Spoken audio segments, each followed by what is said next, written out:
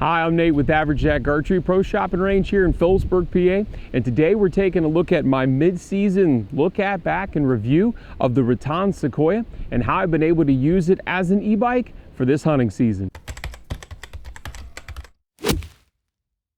Now I have sitting out with me all the gear that I'd be taking with me on a hunt. So I have the Huntworth Hickory pack right here. I have my Elite Ethos and all the bells and whistles strapped to it. On the inside I have my saddle. I would also be having my platform on the inside as well. And of course a couple odds and ends and camera gear.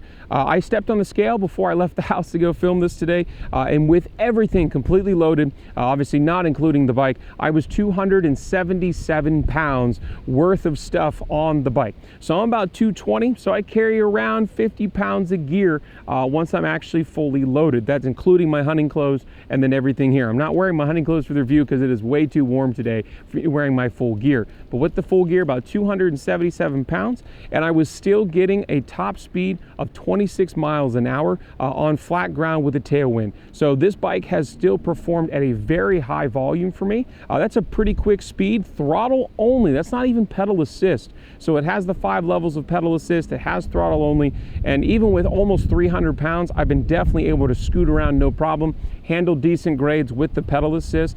So far, it's been a very good performer. The only complaint I still really have about the bike is that the brakes still really haven't broken in. They're still a little bit on the squeaky side, and we put some serious miles, not just me riding it, but my wife and other family members as well, all of various sizes and weights. So that is the only complaint I have. I just need to fill up the tires once throughout the season. No shock there. We've gotten into the cold weathers. We've definitely been below freezing here in Pennsylvania a couple of times. So outside of that, it's worked really well. The step-through frame is great. Even with the battery there, you can still step through it relatively easily. I have size 12 boots, so I have a lot of leg and a lot of foot to get through the frame, and it's still not too bad, even when I'm wearing fully insulated bibs. For riding out in the dark, the headlamp has been more than sufficient. It's definitely bright enough to either run on the street level or out in the timber for me on regulated ATV trails and whatever else that I can actually ride through. Riding it through the timber, the bottom of the bike sits rather close to the ground. So in terms of actually just off-roading it, it hasn't been as super, than say riding an actual four-wheeler or a side-by-side type actual gas-powered vehicle. It's not the same level. However, I still get over some pretty decent uneven terrain. I wouldn't recommend it, right? I don't want to get stuck or derail my chain or anything like that.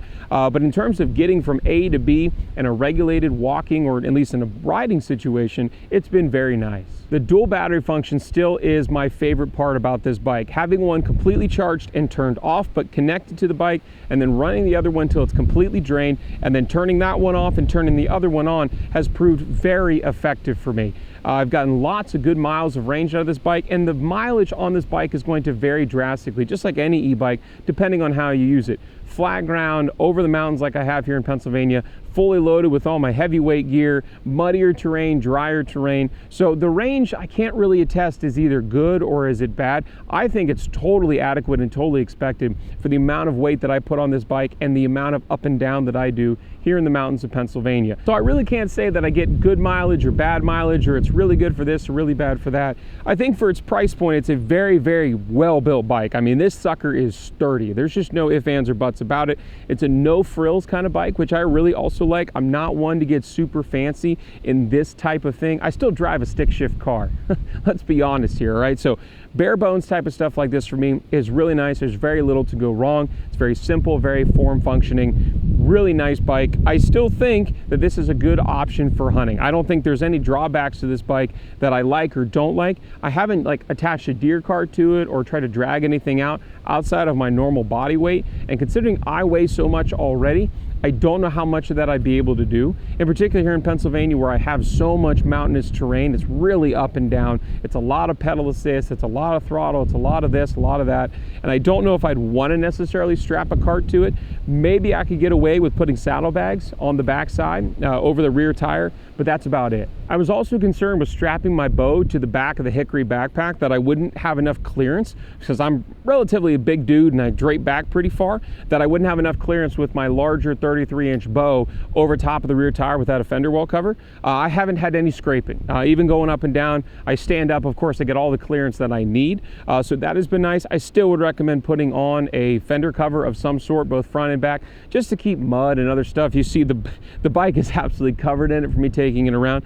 I've deliberately not washed it, cleaned it, done anything to it. I just wanted to see how it would hand up through the gearbox and the motor, because it's a rear hub motor, but it has a torque sensor there inside the hub, and nothing has malfunctioned electronically.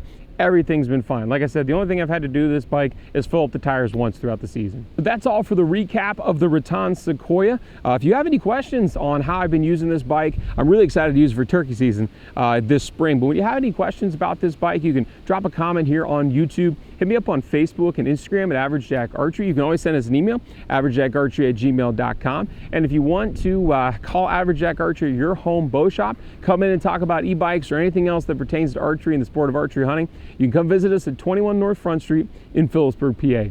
Hope you're able to get outside, enjoy the sport of archery hunting if you so choose. Definitely a choice, enjoy God's beautiful creation. Safely ride an e-bike while you're out there. And we'll get to see you next time. That's enough of that bullshit.